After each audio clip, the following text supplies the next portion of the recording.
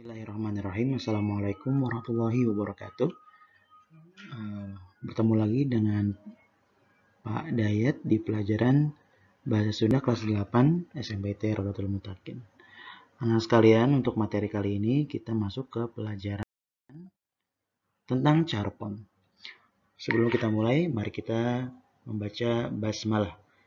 Bismillahirrahmanirrahim. Nah, sekarang kita belajar tentang carpon. Apa sih carpon itu? Nah, carpon teh singgetan atau singkatan tina carita pondok atau cerpen. Jadi carpon itu adalah cerpen. Nyaeta karya sastra anu direka dina basa lancaran atau prosa. Karya sastra yang ditulis dengan bahasa prosa. Kalawan ukurana pondok. Kenapa? Karena ukurannya pendek. Ukuran pondok pendek di dia biasanya dicirian ke jumlah kecap atau jumlah itu dicirikan dengan jumlah katanya yang hanya 5.000 sampai 7.000 karakter saja.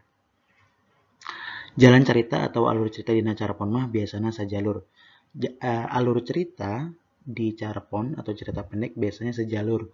Tara rea-rea tur pajarot, tidak terlalu bercabang-cabang dan ribet seperti novel. Latarna ngan saeutik jeung palakuna teu loba. Latarnya tidak banyak, sedikit, dan pelakunya juga tidak banyak. Asal-usul carpon di sastra Sunda. Istilah carpon dina sastra Sunda sarua hartina jeung short story dina sastra Inggris atawa cerpen dina sastra Indonesia. Nah, cerpen itu dalam sastra Sunda sama artinya dengan short story atau ya cerpen tadi dalam bahasa Indonesia. Awal mulanya tersebarna carpon dina sastra Sunda.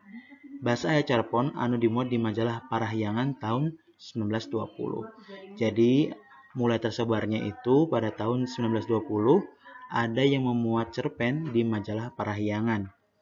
Kemudian pada tahun 1930 terbit buku kumpulan carpon nu judulna Dogdog Pangrewong karya GS. Ya. Kemudian kita masuk ke unsur-unsur nu ngawangun carpon. Unsur-unsur apa saja sih yang membangun carpon itu? Yang pertama, tema. Naon tema teh? Hal atau gagasan anu ditepikeun, disampaikan ku pangarang dina karyana. Jadi apa sih gagasan dan yang ingin disampaikan itu apa? Itu disebut dengan tema. Unsur yang kedua adalah pelaku atau karakternya ya. Atau tokohnya. Tokoh anu ngalalakon atau melakoni dina carpon umumnya pelakuna teh manusia biasa. Kalau cerpen biasanya pelakunya adalah manusia biasa. Beda dengan dongeng atau cerita pantun atau wawacan mitos nu pelakuna teh makhluk goib.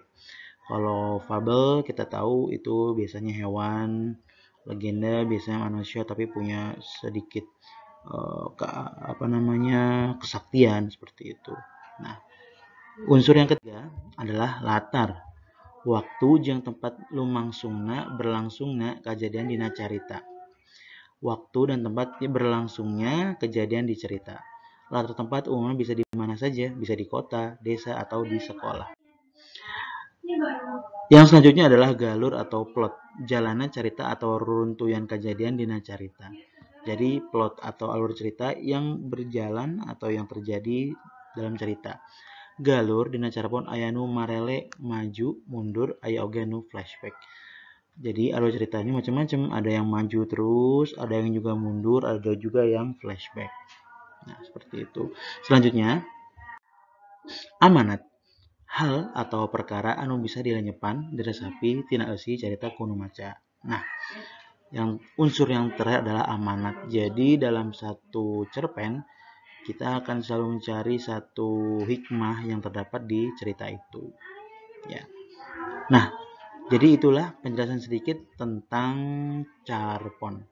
Nah, anak-anak sekalian, apabila kalian sudah mendengarkan video ini, silakan kalian kerjakan tugas kalian di uji kompetensi bab carpon ini. Terima kasih. Wassalamualaikum warahmatullahi wabarakatuh.